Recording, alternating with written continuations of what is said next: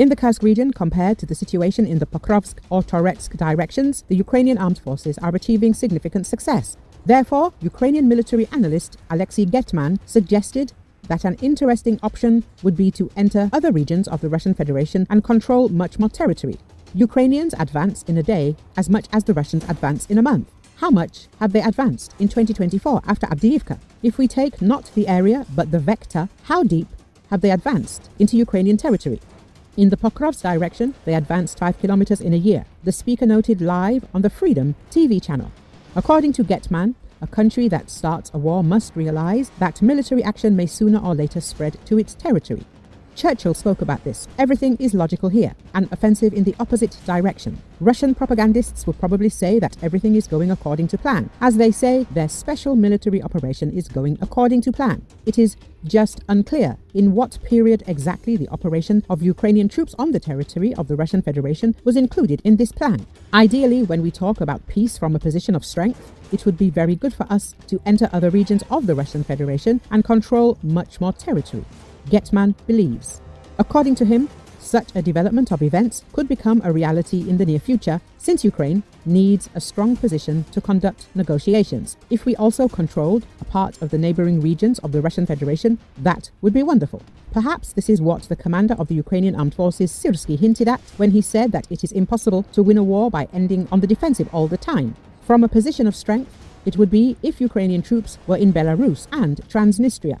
That would be from a position of strength. Maybe this is wrong from a political point of view, but from a purely subjective emotional point of view, I fully support such ideas, said Getman.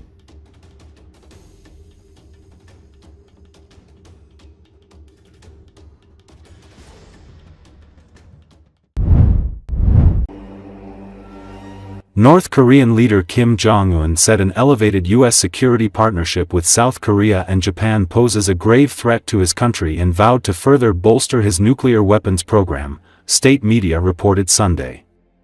According to Associated Press, in a speech marking the 77th founding anniversary of the Korean People's Army on Saturday, Kim said the U.S. Japan-South Korea trilateral security partnership established under a U.S. plot to form a NATO-like regional military bloc is inviting military imbalance on the Korean peninsula and raising a grave challenge to the security environment of our state, according to the official Korean Central News Agency. Referring to a series of new plans for rapidly bolstering all deterrence including nuclear forces, he clarified once again the unshakable policy of more highly developing the nuclear forces, KCNA said. Amid stalled diplomacy with the US and South Korea in recent years, Kim has focused on enlarging and modernizing his arsenal of nuclear weapons. In response, the United States and South Korea have expanded their bilateral military exercises and trilateral training involving Japan. North Korea has lashed out at those drills, calling them rehearsals to invade the country. In his Saturday speech, Kim also reaffirmed that North Korea will invariably support and encourage the just cause of the Russian army and people to defend their sovereignty, security, and territorial integrity. Kim accused the U.S. of being behind the war machine which is stirring up the tragic situation of Ukraine.